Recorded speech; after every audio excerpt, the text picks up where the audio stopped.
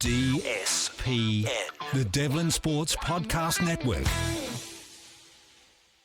Rugby League on a Wednesday. Our good mate Tony Kemp joins us. I don't think there's anyone better in the country to talk rugby league with. He's honest, he's forthright, absolutely loves the game. Former Warriors coach, very proud Kiwi, 25 tests and played pro league in both hemispheres. It's a real privilege to have you here every week, mate, and especially with the Warriors' first hit out on Friday. And I look at that lineup.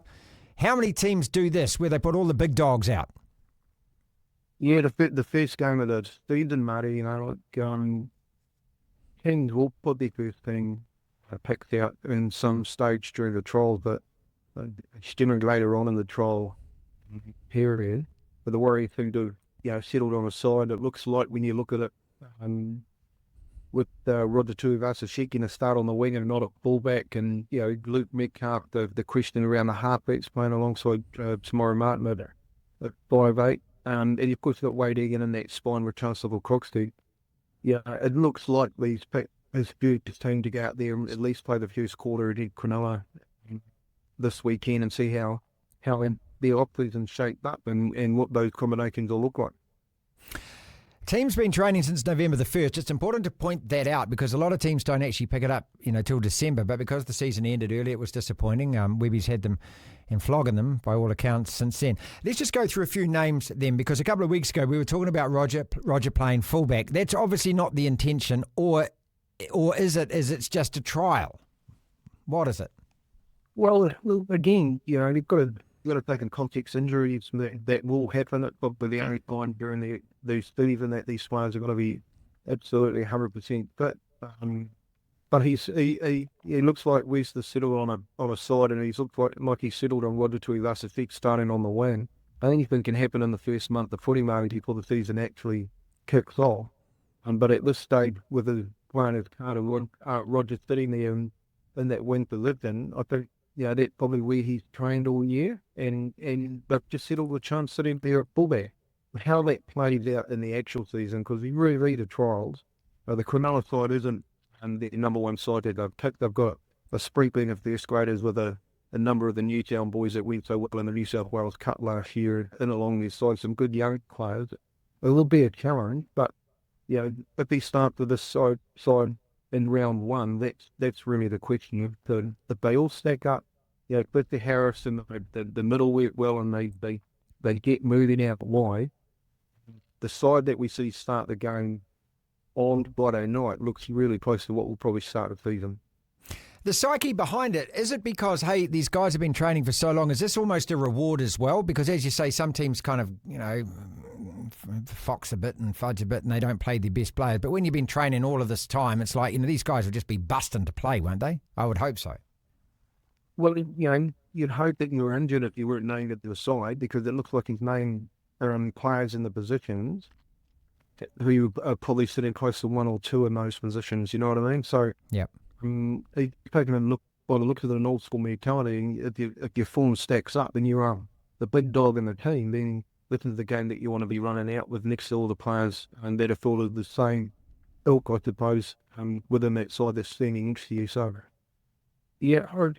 again, the bank, it looked like it could change, but when you look at it from 1 to 2, there's a couple of questions that have been answered here. He hasn't gone with where we thought the 13 would go, with Dylan Wolf starting there. He's got there quietly.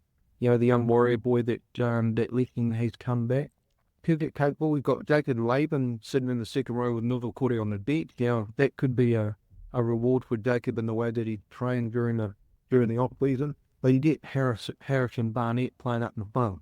I think that in itself is a really telling point. That's a good 1-2 punch. I mean, you got to stack that up against every team, don't you? Well, you got it's two big dogs. You know what I mean? There's apparently been a little bit of a set to it training between the two. With all this captaincy talk and coming higher and just sort of asserting himself into the Warriors' makeup and Barney being there for a while. When you're putting in an 8 and 10. It's that follow me mentality. And one of the key, outcomes which we'll be looking at on Friday night is how good did my middle go? Did I get what I was expecting out of Victor Harrison Barney? Hey, can we rotate around these two to keep the momentum going? At the same time, we've got to be careful about, how much we read into any of these games. I like Super Rugby warm-up games, but, it's just exciting to see the team out there for a start. And harken back to what you said about the spine. If this is the spine, poor old Luke Metcalf last year, he got injured, I think it was pre-season, Tony, wasn't it? And he didn't play the whole bloody season. So are you happy with that, with Egan, with him, with Tamati there? Roger maybe substituting with Chance there, but essentially those 4 or 5 names.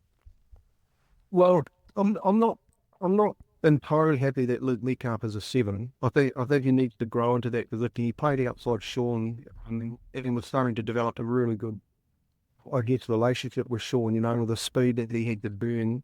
Unfortunately for Luke, seeing more time off the field than on last year, I thought he was really growing into that 6 jersey.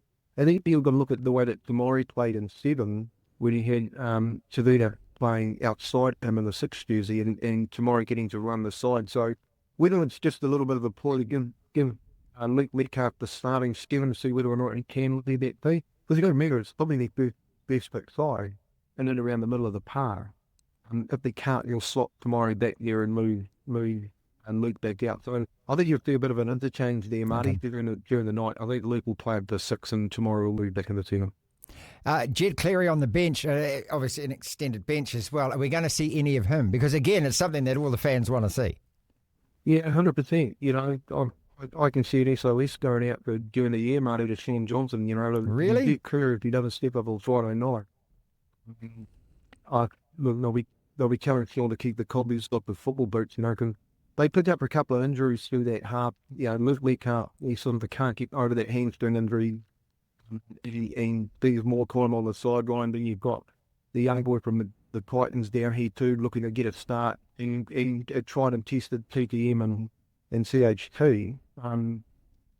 Jett Cleary has to have a run. They have to see whether or not he's up to first grade. And if he gets a shot this one and goes all right, and he'll probably get another trial as well. Hang on a second. Let's go back to that. Rewind the tape. An SOS for SJ. Look, there's an SOS for him to play for the Kiwis. Are you sure? He's got media commitments. He's doing all of that. Is he going to keep himself conditioned? What do you have to do to be able... if he did get the call, is he... I know he's obviously going to be fit and everything, but he wouldn't have played for a good part of 7, 8, 9 months or something. Look, I think it out, Marty. One of the things as a coach you panic about is your injury crisis. You know what I mean? You hope that luck is on your side and you don't have key players going down in key positions to some serious injuries that keep them out for the season. And unfortunately for the Warriors, I just don't think they've got the depth in the spine. They can't have Egan go down. I don't think they've got enough depth there. Their halves, especially, it's not just going down, but their form lack. Well, seriously, I can see an SOS going out by it today. I think they'll just take a fit Shaun Johnson and whenever he can, and if they lose a couple of key players in that 7 and 6 season, I'd be saying that we should be having a conversation with Shaun Johnson off record just to say keep fit because we might need you back. And he's just allowed to join the squad. That would be perfectly okay. Does his name have to be registered or anything? How does that work?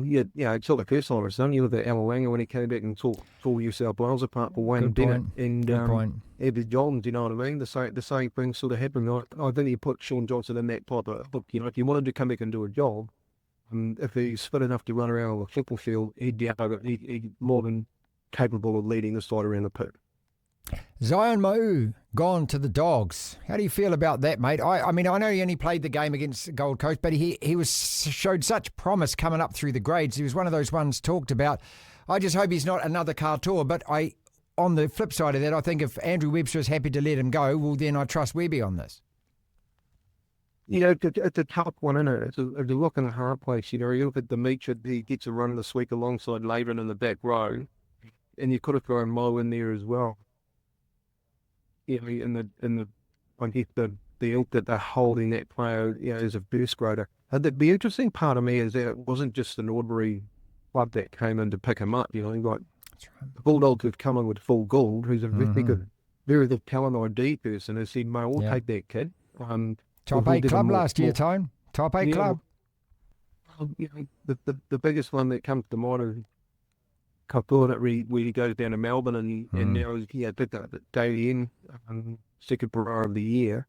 But if you have a look at the Warriors side, Marty, and this is the problem that you got, is that, like the North Korea and the lot that's won on the weekend, Aaron Clark. they were young Warriors that got let go. And then the Warriors got to pay so much more money to get them back as a developed player.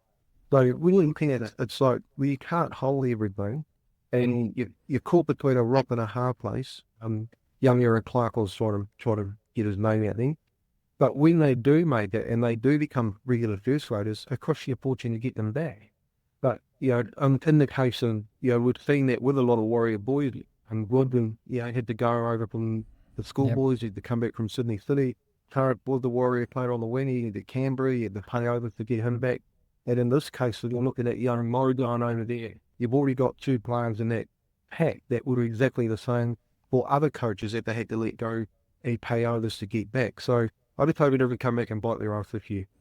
All right, finally, then let's wrap it up with, as I say, it's exciting. Here we go again, mate. But what can we genuinely expect without, trying to expect too much from what we were going to see on Friday night? Well, they did win. That's the first thing, like they're up against a mixed. Is that important, Tony? Is that important in a preseason game to win or not?